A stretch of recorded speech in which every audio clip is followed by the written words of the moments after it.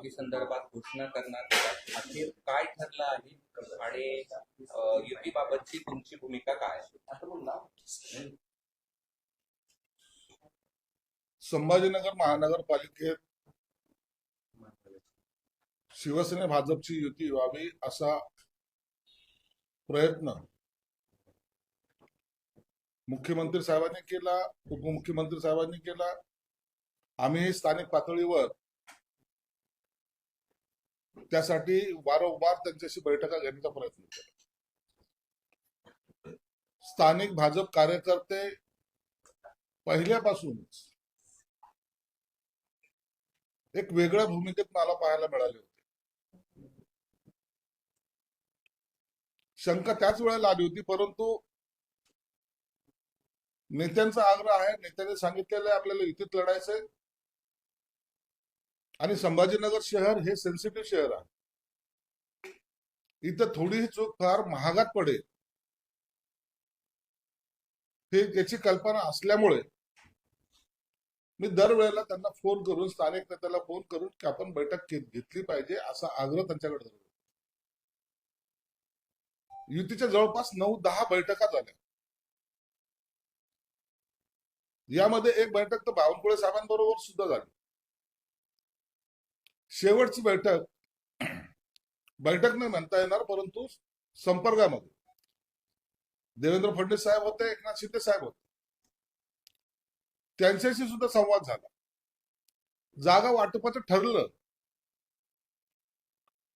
आणि आता युती झाली या संभ्रमामध्ये मी पण होतो की आता युती झाली, आता काही वाद होणार नाही. परंतु सकाळी जेव्हा त्यांनी प्रस्ताव द्यायचा होता जागेचा, मुद्दामून त्यात मेक मारायचा प्रयत्न केला जेणेकरून शिवसैनिकांमध्ये बैचेनी होईल, शिवसेनेच्या जागा सोडल्या गेल्या असं चित्र तयार होईल.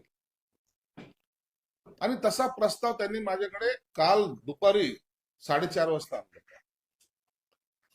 आणि जे रात्री ठरलंय त्याच्यामध्ये चेंजेस कशाला? नाही, आमचे कार्यकर्ते नाराज होतील हे अशी त्यांची जी काही भूमिका होती. याचाच अर्थ होता एकीकडे त्यांच्या उमेदवाराला फॉर्म भरायला सांगणे आणि दुसरीकडे युतीच्या चर्चा चालू आहेत असं दाखवणं. कालचा प्रस्ताव तर त्यात हो चुकी झाल्यात असं सांगून सुद्धा आतापर्यंत या घडीला, या क्षणाला सुद्धा त्यांनी कोणताही प्रस्ताव त्या चुकीच्या दुरुस्त्या केल्या नाही आणि नवीन जो प्रस्ताव तो दिलाही नाही. म्हणून आम्ही जे काही आग्रही होतो त्या भूमिकेला त्याने तडा दिलाय. स्वतःची ताकद आमची वाढली, आम्ही काही करू शकतो. हा जो त्यांच्या मनामध्ये जो काही संभ्रम म्हणजे अहंकार आहे,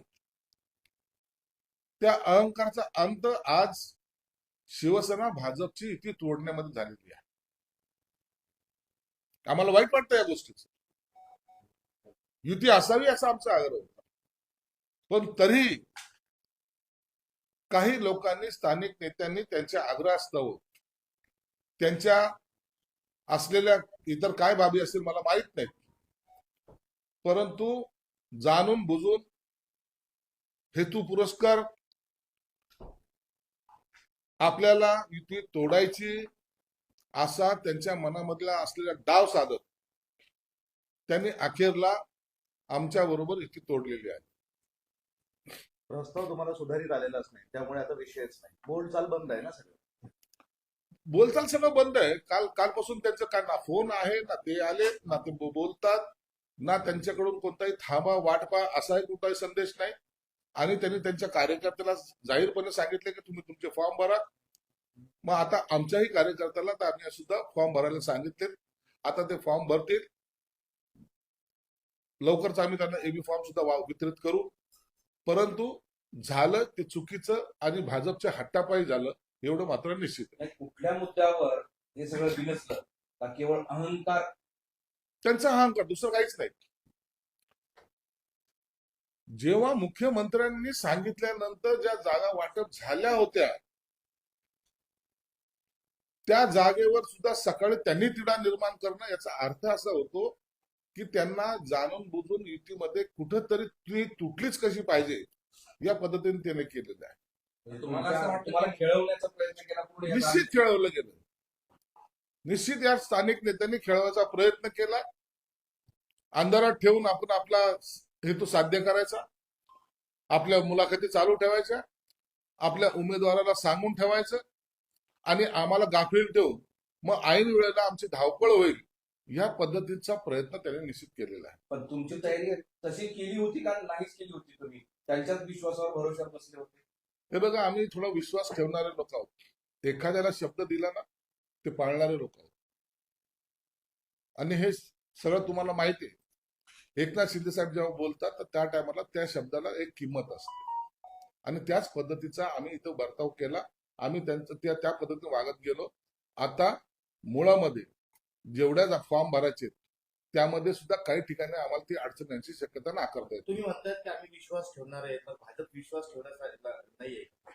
आता त्यांनी काय विश्वासघात केला म्हणा की त्यांना त्यांची पॉलिसी अशी होती हे मला सांगता येणार नाही, परंतु त्यांच्याकडूनच युती तुटली गेली एवढं मात्र निश्चित आहे. असं आहे की तुम्ही कुणी युती तोडली? भाजपच्या कोणत्या नेत्यांनी तोडली का सगळ्यांनीच तोडली? कोण हे जबाबदार? सगळं जॉईंट असतं. तो कोण जबाबदार? कोणी काय बोलायचं कोणी काय बोलायचं हे सगळं ठरवतात ते. आणि ते मग एकाने एका वेळेला बोलायचं, दुसऱ्या वेळेला बोलायचं, तिसऱ्या वेळेला बोलायचं, असं करून मग आम्ही सगळं तर एकत्र बसतो म्हणायचं. मग ते त्यांची बैठक कधी होत असते, परंतु त्या बैठकीमध्ये आणखीन ठरलं नाही असं शेवटला वाक्य फेकायचं. हे सगळं विचित्र होतं, अत्यंत विचित्र होतं. युतीचे विलन कोण आहेत तुमच्यामध्ये भाजपातले नेते? विलन काय? आता आम्ही इतरच्या स्थानिक नेत्यांच्याच दोषामुळे किंवा त्यांच्या अहंकारामुळे ही ती तुटली एवढं निश्चित आहे. पण मुख्यमंत्र्यांसोबत जी बैठक झाली होती त्यात नेमकं काय ठरलं होतं आणि ते त्या इथल्या नेत्यांना मान्य का झालं? आता मुख्यमंत्री साहेबांतर्फे एक दूत आले होता, त्याच्याकडे जवळपास परवा रात्रीच 3:45 वाजेपर्यंत या सगळ्या बैठकांमध्ये आमचं बोलणं चालू होतं. मुख्यमंत्री साहेबांनी जे काय 1-2 जागाचा हट्ट त्यांचा आमचा होता त्याच्यामध्ये समाधानकारक तोडगाही काढला होता. परंतु सकाळी पुन्हा फक्त तुम्हाला ती मुख्यमंत्री साहेबांनी दिलेला जो काही फॉर्म्युला होता त्याच्यावर फक्त तो कागदावर उतरून आमच्याकडे आणायचा होता. परंतु जाणून बुजून, मी मुद्दाम सांगतो, जाणून बुजून युती तुटेल कशी यामुळेच त्यांनी हा सगळा विलंब लावला. म्हणजे आणि त्यांनी मुख्यमंत्र्यांचं मुख्यमंत्र्यांचंही ऐकलं नाही. मांडलं नाही ऐकलं, हे स्पष्ट होतंय. मुख्यमंत्र्यांचा पाठिंबा होता सगळ्या. नाही मुख्यमंत्री साहेबांशी माझं स्वतः बोलणं झालं. एकनाथ शिंदे साहेब, मुख्यमंत्री साहेब मुंबईच्या चर्चेमध्ये होते. ठाण्याची काही चर्चा तिकडे चालू होत्या. त्या दोन्ही नेते एका ठिकाणी असल्यानंतर दोन्ही नेत्यांनी माझ्याशी बोललो होते. आणि एवढं सर्व झाल्यानंतर यांच्याकडं का हे असं केलं हे आताही कळायला मार्ग नाही. तुम्ही भाजपची नेते महागात पडेल, एकत्र नाही आलं तर महागात पडेल असं मी बोलताना दरवेळेला सांगतोय, कसं महागात पडेल? दरवेळेला सांगतोय, युतीमध्ये लढा. आपल्यामध्ये असलेल्या जनतेचं जे काही भावना आहे ती समजून घ्या. त्यांना महायुतीला मतदान करायचंय, परंतु तुम्ही त्यांच्या मताचा अनादर करत असाल तर ते महागातच पडणार. मग आता कोण कुठे जायचं, कुणाला मतदान करायचं या संभ्रमामध्ये तुम्ही आता मतदाराला आणण्याचा प्रयत्न करताय.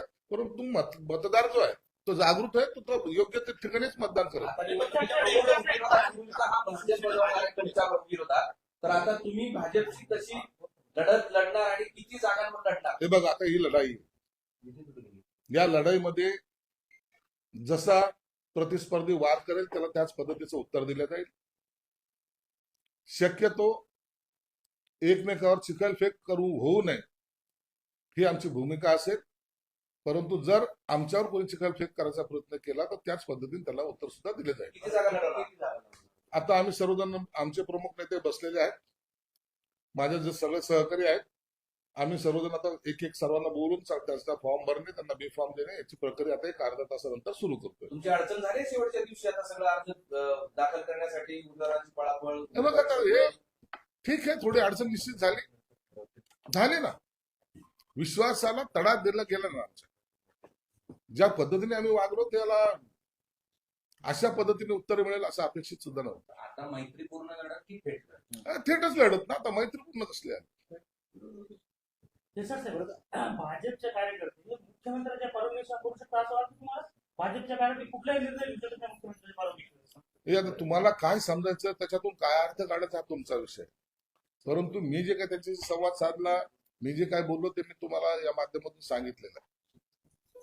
आता मी जे बोलतोय हे चॅनलच्या माध्यमातून बोलतोय, हे आता मुख्यमंत्री साहेब सुद्धा ऐकत असतील किंवा त्यांच्याकडे कोणतरी रिपोर्टही करेल.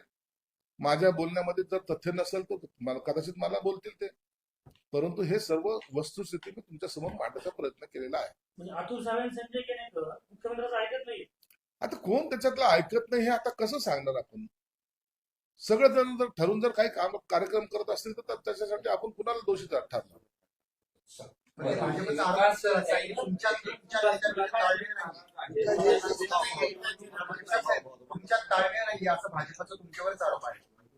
हा खरं आहे. त्याचं आता उत्तर आता निवडणुकीमध्ये प्रदीप देशपांडे आमदारकीचा राजीनामा दिलेला आहे. काय सांगा त्याच्याबद्दल? नाही, कोणी काय राजीनामा देत नाही, काय नाही. आम्ही आमच्यामध्ये खऱ्या अर्थानं नाराजी एवढीच होती की ज्यांच्या बरोबर आपण युती करतोय ते आपल्याला ज्या पद्धतीची वागणूक देत आहेत ते बरोबर नाहीये. ही चीड प्रत्येकाच्या मनामध्ये आली होती. काल तुम्ही पाहिलं माझ्या घरासमोर अनेक शिवसैनिक आले होते, त्यांची तीच भावना होती. आणि म्हणून आमच्यामध्ये असलेले जे काही सर्वांचं मत होतं, आता ते मत एवढ्या टोकाला गेलं होतं की ते फसवतायत आणि तुम्ही फसला जाताय. संभाजीनगर में आपकी युति टूट गई. संभाजीनगर में हम महानगर पालिका के चुनाव क्षेत्र में युति में लड़ना चाहते थे. मैंने बार बार कोशिश की, बार बार सभी नेताओं के घर पे जाके बैठा के ली. वो बड़े छोटे ये उनका जो विवाद था उसमें हम नहीं घुसे, मिलके लड़ते हैं ये हमारी भूमिका थी. करीबन 10 बैठक होने के बावजूद भी वो निर्णय नहीं ले पाए. आखिर मुख्यमंत्री और उप मुख्यमंत्री ने इसमें निर्णय लिया था, लेकिन तो भी दूसरे दिन ही ये सब लोग पलट गए. इनके दिल में युति करना नहीं था, ये आज हमें अब पता लग रहा है. अब इसके वजह से शायद अब हम भाजपा अलग लड़ेगी, शिवसेना अलग लड़ेगी. सर, आपको लगता है कि स्थानिक जो नेता थे बीजेपी के उन्होंने दगाबाजी की है? ये स्थानिक नेताओं का ही काम है. स्थानिक नेताओं ने ही ये सब किया है. एक उनका नेता कुछ अलग बोलेगा, दूसरा नेता कुछ अलग बोलेगा, और युति का जो प्रस्ताव देना चाहिए वो आखिर तक नहीं देना, और दिया भी तो उसमें कुछ ना कुछ कमियां रखने की, जिसकी वजह से और बातें आगे बढ़ते रहे. टाइम किलिंग जिसको बोलते हैं वो करने की कोशिश भाजपा ने की, और उसके वजह से उनको ऐसा लग रहा था आइन वक्त पे हम शिवसेना को अड़चन में लाएंगे, लेकिन वैसा नहीं. हम हमारी तैयारी भी कर चुके हैं. सर, बताया जा रहा है कि मराठवाड़ा के जितने भी नगर निगम है वहां पर क्या इसी तरह की स्थिति है? सभी तरफ ऐसा किया गया. आप देखते होंगे कि हर जगह पे कुछ छोटे छोटे बातों की वजह से युति तोड़ी गई है, और मुझे लगता है कि अगर इसी तरीके से रहा तो इसका फटका जरूर उनको मिलेगा. राज्यात सगळीकडे असं आहे की फॉर्म्युला राबवला आहे. तुमच्यावरती खापर फोडलं जात आहे असं भाजपाचं मत आहे, आमच्यावर खापर फोडलं जात आहे. तुमच्या अंतर्गत राजकारणामुळे तुम्ही युती तोडताय असा भाजपचा आरोप आहे. भाजपला आता बोलायला लावू नका. या स्थानिक नेत्याला सांगतो, थोडा आवर घाला. तुम्ही काय केलंय आता आणखी मी स्पष्ट बोलणं योग्य नाही, म्हणून मी थोडा संयम राखतोय. कसे कुठं कट कारस्थान शिजले याची सुद्धा कल्पना आम्हाला आलेली आहे. परंतु निवडणुकीच्या तोंडावर इतक्या टोकाची चिखलफेक करणं योग्य नाही, म्हणून आम्ही शांत आहोत. पण राज्यात सगळीकडेच हा फॉर्म्युला दिसतोय हो. सगळीकडे तेच. आता सगळीकडे पुण्यात ही आता या घडीला पुण्यात सुद्धा भाजप आणि शिवसेनेची युती सगळीकडे तुमची ही अवस्था केली. आमची काही अवस्था केलेली नाही. आम्ही महायुती म्हणून इलेक्शन लढायच्या मनस्थितीत होतो. आता याचा अर्थ असा होत नाही की आम्ही कमजोर आहोत. आम्ही सुद्धा आमच्या पद्धतीने हे सगळ्या निवडणुका लढणार आहोत. याचा परिणाम राज्याच्या राजकारणावर होईल. भविष्यामध्ये काय होईल त्याचं आता आजच्या घडीला सांगता येणार नाही, परंतु निवडणुका हे आम्ही ताकदीने लढू. नाही, पण भविष्यामध्ये या जो आता तुम्हाला फसवलं गेलंय किंवा तुम्हाला अंधारात ठेवलं गेलंय सगळीकडेच महाराष्ट्रात, याचा परिणाम भविष्यात राज्याच्या राजकारणावर होऊ शकतो का? याचा काय परिणाम होईल काय नाही होईल याच्याबद्दलचं आता भाष्य करणे योग्य नाहीये. या सगळ्या बाबी वरिष्ठांच्या कानावर सुद्धा आहेत, त्यांच्या माहितीत आहेत, ते याच्यावर लक्ष ठेवून आहेत. काय निर्णय जरी घ्यायचं जर ठरलं तरी ते वरिष्ठ नेते, मुख्यमंत्री उपमुख्यमंत्री घेतील. त्यावर आज भाष्य करणं उचित होणार नाही. अजितदादा सोबत असल्यामुळे तुमची गरज नाही का भाजपाला? असं काही नाहीये. ते राजकारण वेगळं, महानगरपालिका राजकारण वेगळं.